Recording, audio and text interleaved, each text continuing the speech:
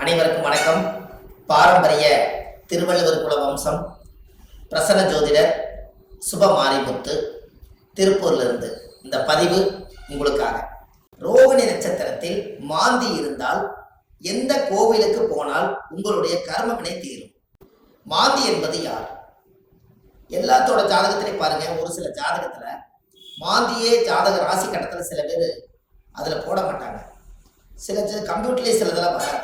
ஆனால் மாந்தி பெரிய ஒரு அற்புதமான ஒரு மிராக்கலான விஷயத்தை காமிக்கும். ஏன் அப்படின்னா,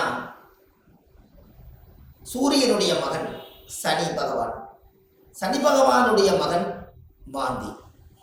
இந்த மாந்தி எதுக்கு அதிகமாக யூஸ் ஆகுதுன்னு கேட்டீங்கன்னா, இறப்பு தோஷத்துக்கு மாந்தி அதிகமாக முன்னோர்கள் எடுத்துக்கிட்டாங்க. அப்போ இந்த மாந்தி நிற்கக்கூடிய நட்சத்திரங்கள் எல்லாம் எப்படியெல்லாம் செயல்படுது அப்படிங்கிறத இந்த பதிவில் நம்ம பார்க்க போறோம். இதை மறக்காம ஒரு பேனா நோட் எடுத்து குறிச்சு வச்சுக்கோங்க. இது வரக்கூடிய ஜோதிடர்களுக்கும் பயன்படும். நம்ம இந்த யூடியூப் சேனல் வள்ளுவர் வாக்கு யூடியூப் சேனல்ல போய் பார்க்குறவங்களுக்கும் பயன்படும். இனி வரக்கூடிய சந்ததிகளுக்கும் இது பயன்படும். மாந்திக்கு இப்படி மிராக்கள் இருக்குதா அப்படிங்கிற ஒரு விஷயத்த இன்னைக்கு நம்ம அதை சொல்ல போறோம். இப்போ உங்க வாழ்க்கையில நீங்க தெரிஞ்சுக்க வேண்டிய விஷயம், இந்த மாந்திக்கு ஒவ்வொரு நட்சத்திரத்துக்கும் இந்த மாந்தி தோஷம் எப்படி உருவாகுது அப்படின்னா, அந்த காலத்துல குழுகன் நின்ற வீடு குட்டிச்சவர்னு சொன்னாங்க.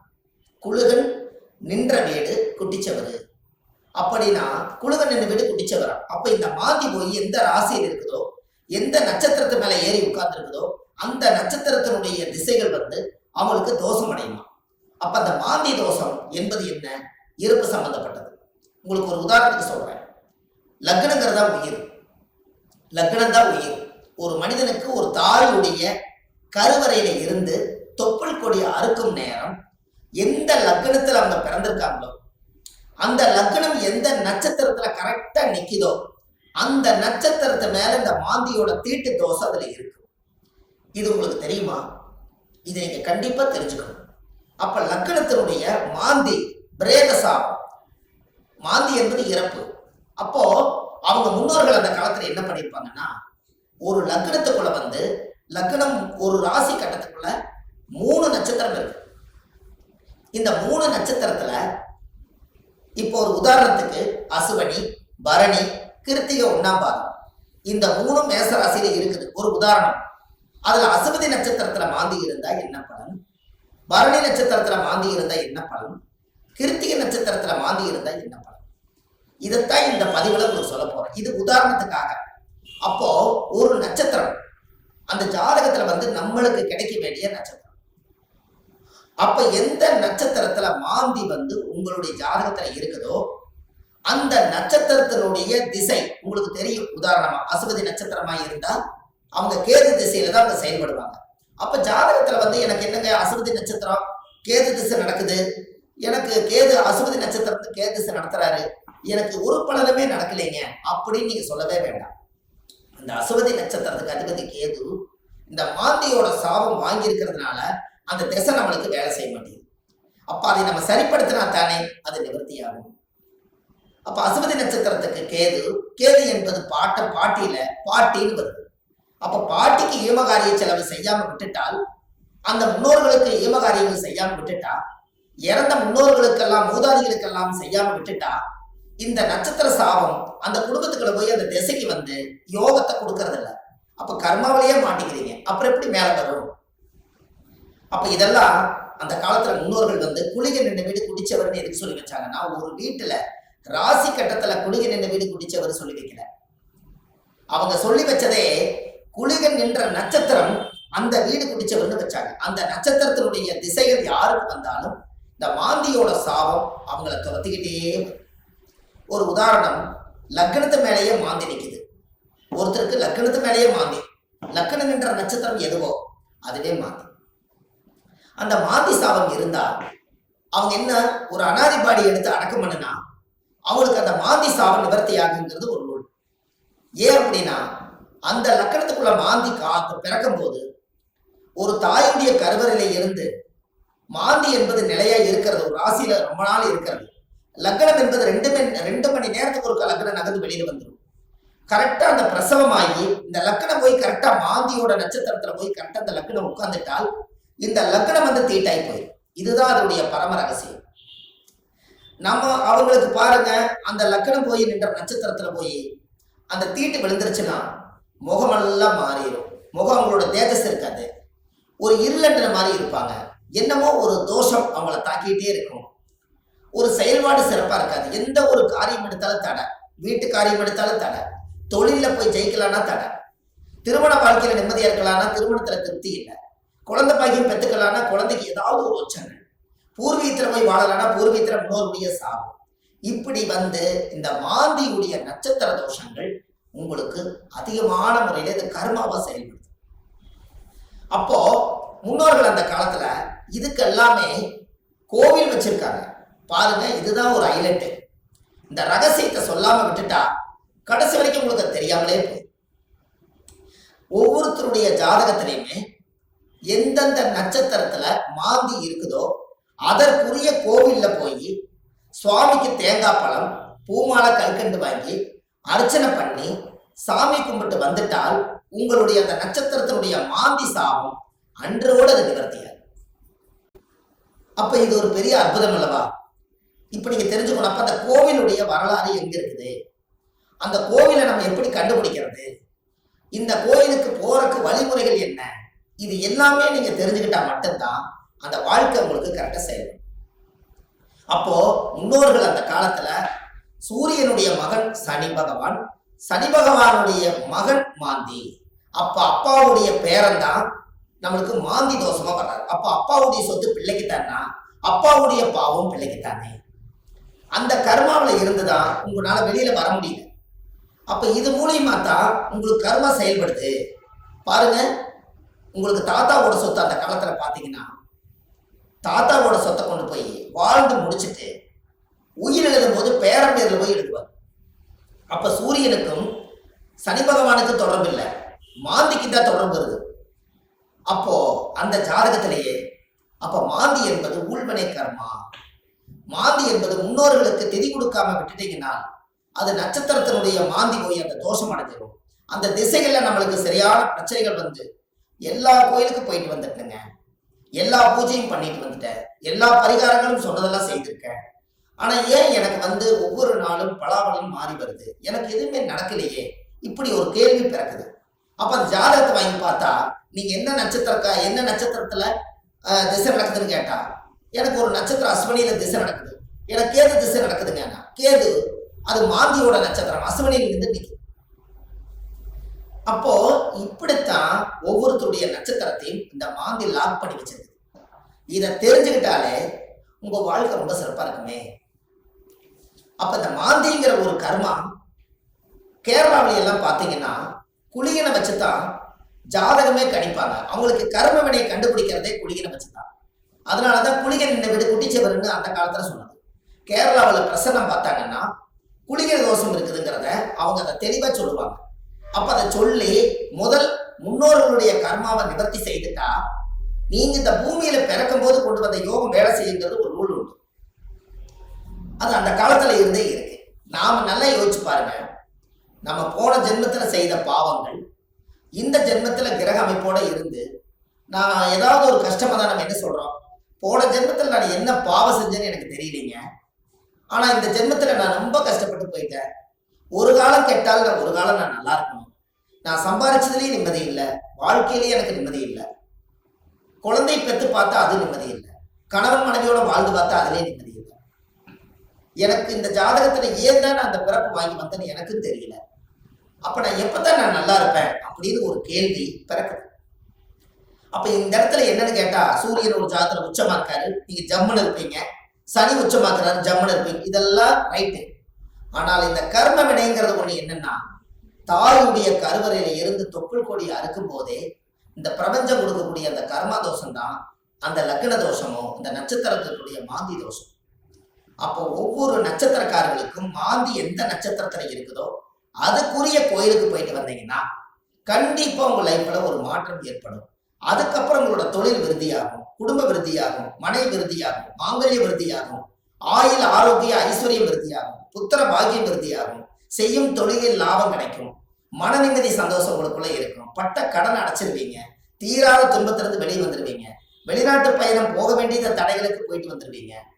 திருமணமே ஒரு வாழ்க்கை அமைஞ்சு எனக்கு சரியில்லை, மறுவாழ்வு தான் எனக்கு வேண்டும் நினைச்சிட்டு இருக்கிறவங்களுக்கு மறுவாழ்வு. குடும்பத்துக்குள்ள தீராத நோய்கள், மருந்து இல்லாத நோய்க்கு மருந்து, எல்லாமே உங்களுக்கு கிடைக்கும். அதுக்கு நீங்க என்ன பண்ணணும், உங்க ஜாதகத்தை நீங்க நல்லா எடுங்க. ஜாதகத்தை எடுத்து உங்க ஜாதகத்துல மாந்தி சாரமாகாத கிரகம் சோரம் போய் விடுமா, மாந்தி எந்த நட்சத்திரத்துல இருக்குதோ அந்த நட்சத்திரம் எதுன்னு பாருங்க. அந்த நட்சத்திர கோயிலுக்கு கரெக்டா நீங்க போயிட்டு வாங்க. உங்களுக்கு அந்த மாந்தி நின்ற நட்சத்திர தோஷம் நிவர்த்தியானால் உங்களுக்கு நடக்கிற குடும்பத்துல எல்லாம் நல்லா. அப்போ இந்த ஜாதகத்துல இவ்வளவு பெரிய ரகசியத்தை நிவர்த்தி பண்ணலைன்னா அது முடக்கு மாதிரி அப்படியே முடங்கி போயிடும். இதனாலதான் அந்த ஜாதகத்துல அந்த காலத்திலேயே இந்த விஷயத்த சொல்லி வச்சாங்க. இது இன்னைக்கு தான் அது வெளியில வருது, இருந்தாலும் பரவாயில்ல. இதுக்கு மேலே அது வெளியில வரலைன்னா கடைசி வரைக்கும் இந்த ரகசியம் தெரியாமலே. இப்ப ஜாதகத்துல நீங்க கண்டிப்பா தெரிஞ்சுக்க வேண்டிய விஷயம் இருக்குதா இல்லையா? உங்க முன்னோர்களுடைய கர்மாவை தான் நீங்க சுமந்துட்டு இருக்கிறீங்க. அதை இறக்கி வச்சுட்டாலே உங்க ஜாதகத்துல இருக்கிற யோகம் கட்டாயம் வேலை செய்யும் அல்லவா? ஒவ்வொருத்தரும் மனசுக்குள்ள நம்ம எதோ சம்மந்தம் இல்லாத உள்ளத்துக்குள்ள எதையாவது ஒரு மனசுக்குள்ள போட்டு பரட்டிட்டே இருக்கிறோம். என்னைக்குத்தான் நம்ம இந்த மனசுல இருந்து ரிலீஸ் ஆயிடுவோம் அப்படிங்கிற உள்ளம் ஒவ்வொரு நாளும் துடிக்குது. அதுக்கு எங்க தப்பு நடக்குதுன்னு நம்மளுக்கு தெரியணும் அல்லவா? திசை அடிப்படையில பார்த்தா எனக்கு திசை நல்லா இருக்குதுன்னு சொல்றாங்க, ஆனா மனசு சரியில்லை. நட்சத்திர அடிப்படையில பார்த்தா எனக்கு இந்த நட்சத்திரங்க, ஆனா இந்த வரைக்கும் நான் நல்லா வாழல. லக்கணம் நல்ல லக்கணத்துலதான் பிறந்திருக்குன்னு சொல்றாங்க, ஆனா லக்கண பிறப்புல நான் நல்லா வாழல.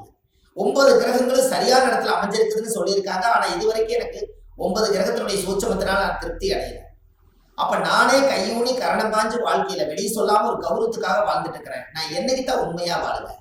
இப்படிங்கிற கேள்வி ஜோதிடம் பார்க்க ஒவ்வொருத்தர்களுடைய உள்ளத்திலே துடிக்குது. அப்ப இந்த வாழ்க்கைக்கெல்லாம் மாந்தி தான் பிரதான தோஷம், அதுதான் ஊழ்வினை தோஷம், அதுதான் கர்மவினை தோஷம்.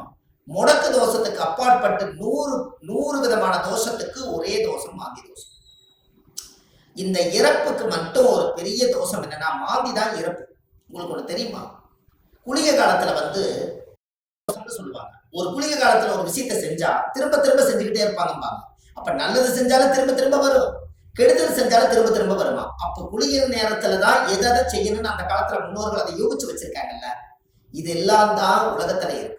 நீங்க போங்க, வள்ளுவர் வாக்குன்னு யூடியூப் சேனல்ல போனீங்கன்னா இது போல ஆயிரக்கணக்கான பரிகாரத்தை நிறைய கொடுத்துருக்கேன். கண்டிப்பா இதெல்லாம் நீங்க தெரிஞ்சுக்கணும். ஏன்னா அந்த மாந்தியோட சாபத்தை தீர்த்துட்டாலே உங்க வாழ்க்கையில ஒரு அஸ்வமேத யாகம் நடத்துறதுக்கு சமம் கொடுக்கும். எப்படி ஒரு பிரமாதமான ஒரு பிறப்புன்னு பாருங்க. அப்ப இந்த கண்டிப்பா உங்களுக்கு இதுக்கு ஒரு தீர்வு வேணும் அல்லவா? அதுக்கு நீங்க முதல் இந்த கோவிலை கண்டுபிடிக்கிறதுக்கு முன்னாடி முதல் நீங்க வீடு வாசல்லாம் வலிச்சு சுத்தப்படுத்திட்டு, இந்த மாந்திக்கு ஏதாவது ஒரு அனாதையா இறந்து போயிருந்தாலோ இல்ல ஒரு இறப்புக்கு நீங்க போனாலோ, எங்களோட வாழ்க்கையில மாந்தி தோஷம் பிரேத தோஷம். யாருடைய நட்சத்திரத்துல மாந்தி இருக்கு அந்த நட்சத்திரத்துக்கு பிரேத தோஷம். அதனால இறந்தவங்களுக்கு ஏதாவது ஒரு ரோஜாப்பூ மாலை வாங்கி கொண்டு போய் மாலை போட்டுவாங்க. அப்படி இல்லைன்னா ஒரு வில்வ மாலை வாங்கி கொண்டு போய் போட்டுவாங்க. அதை போட்டுட்டு வீட்டுல மஞ்சள் தண்ணி கல்லுப்பு போட்டு வீடு வாசல்லாம் வலிச்சு நீங்க சுத்தப்படுத்தி உங்க குலதெய்வம் கோயில போய் 11 ரூபாய் காணிக்க, வெத்தலைப்பாக்கு, எலுமிச்சம்பழம் இதை கொண்டு போய் சாமியோட பாதத்துல வச்சு கும்பிட்டுட்டு இந்த மாந்திக்கு உண்டான கோவிலுக்கு நீங்க போயிட்டு வரணும்.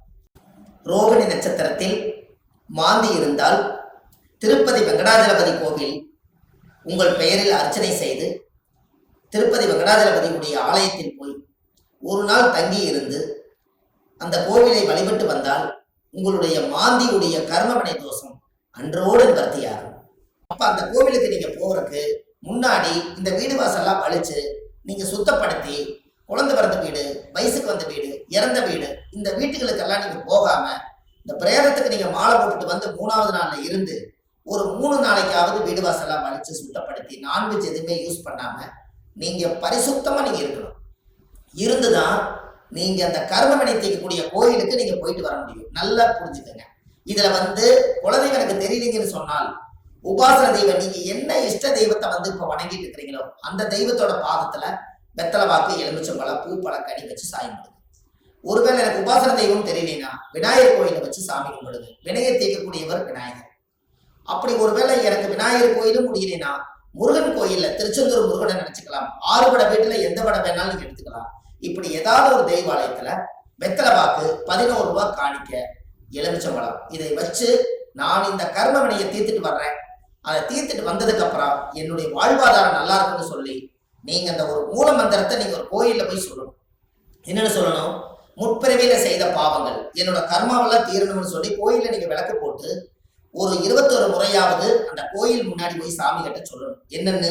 முற்பிறவியில செய்த பாவங்கள் எப்பிறவிக்கும் தொடராமல் இருக்க, இப்பிறவியிலேயே என்னுடைய தந்தை வழியில வந்த கர்ம வினைகளும் தாய் வழியில வந்த கர்ம வினைகளும் என்னுடைய இந்த பூர்வ ஜென்மத்துல நான் இந்த பூமியில கொண்டு வந்த கர்ம வினைகளும் இன்றோடு நிவர்த்தி ஆகட்டுன்னு சொல்லி உங்க ஜாதகத்துல இந்த கர்மா தோஷத்தை நீங்க சுத்தப்படுத்தியாச்சுன்னா அன்னையோட உங்க வாழ்க்கை ரொம்ப சிறப்பா இருக்கும்.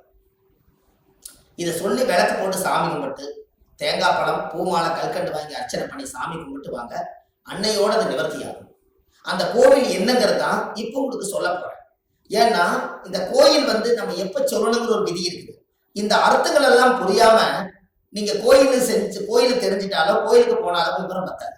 அதனால நீங்க இதை செஞ்சீங்கன்னா உங்க வாழ்க்கை ரொம்ப பிரமாதமா இருக்கும் என்று சொல்லி, இந்த ஒவ்வொருத்தரோட வாழ்க்கையிலையுமே இந்த மாந்தி தோஷம் நம்மளை ரொம்ப கடுமையான பாதிப்புல கொண்டு போய் எல்லா மக்களையும் உட்கார வச்சதுனால இந்த மாந்தியிலிருந்து நீங்க விடுதலை ஆயிட்டால் உங்களுக்கு சுதந்திரம் கிடைச்சாச்சு. உங்க ஜாதகத்தினுடைய பிடியிலிருந்து, தோஷத்தினுடைய பிடியிலிருந்து, உங்க வாழ்வாதாரத்தினுடைய பிடியிலிருந்து நீங்க மிகப்பெரிய பிரம்மாண்டமான ஒரு ஆரோக்கியமான வாழ்க்கை வாழுவீங்க. இந்த மாந்தி சாபத்தை நிவர்த்தி பண்ணிட்டு வாங்க. உங்க வாழ்க்கை எப்படி இருக்குதுன்னு மட்டும் பாருங்க. வள்ளுவர் வாக்குன்னு யூடியூப் சேனல்ல போயிட்டு இருக்குது. ஆன்லைன்லயே நம்ம ஜாதகம் பார்க்கிறோம். Date of birth, time, place நீங்க கொடுத்தா போதும், ஜாதகத்தை கணிச்சு போன்லயே உங்களுக்கு சொல்லிடுறோம். இதுல உங்க ஜாதகத்துல கீழே போயிட்டு இருக்கிற நம்பருக்கு நீங்க ஒரு முன்பதிவு செய்து வச்சுக்கோங்க. இந்த மாதிரி 1000 பரிகாரங்கள் உங்களுக்கு எளிமையா கொடுத்துருக்கறனால இதை நீங்க ஒரு சப்ஸ்கிரைப் பண்ணுங்க. டெய்லி போடக்கூடிய வீடியோ உங்களுக்கு வந்துடும். அப்ப இந்த ஒரு சூட்சமத்தை இன்னைக்கு இந்த மாந்தி தோஷத்தை நிவர்த்தி பண்றதுக்கு கட்டாயம் உங்களோட வாழ்க்கையில ஒரு மிகப்பெரிய ஒரு மாற்றத்தை நீங்க ஏற்படுத்த போகுது. அப்ப என்னென்ன நட்சத்திரத்துல மாந்தி இருந்தால் இந்த கர்மதோஷம் நீங்கிறத 27 நட்சத்திரத்துக்காரர்களுக்கும் இந்த வீடியோவை நான் உங்களுக்கு பதிவா கொடுக்குறேன். ஒவ்வொரு நட்சத்திரக்கார 27 நட்சத்திரத்துல யாராரு இந்த உலகத்துல எந்தெந்த நட்சத்திரத்துல நீங்க பிறந்திருக்கீங்களோ அந்தந்த நட்சத்திரத்துல போய் அதுக்குரிய கோயிலுக்கு போய் வழிபாடு பண்ணிடுவாங்க. கண்டிப்பா உங்க வாழ்க்கை நல்லா இருக்கும். அதுக்காக இந்த பதிவை கொடுக்குறேன். பாரம்பரிய திருவள்ளுவர் குல வம்சம், பிரசன்ன ஜோதிடர் சுப மாரிமுத்து, திருப்பூர்ல இருந்து. நன்றி, வணக்கம்.